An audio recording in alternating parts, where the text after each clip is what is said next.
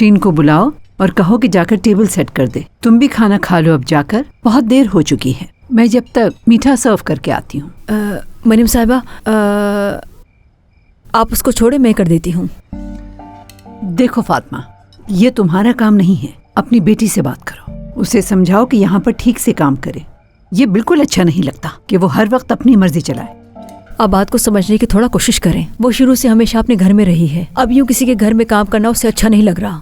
आप परेशान ना हो, मैं उसे समझाऊंगी, वो जल्द ही काम करना शुरू कर देगी। ये अच्छी बात नहीं है फातिमा। देखो, सबा भी छोटी है मगर किसी काम को मना नहीं करती।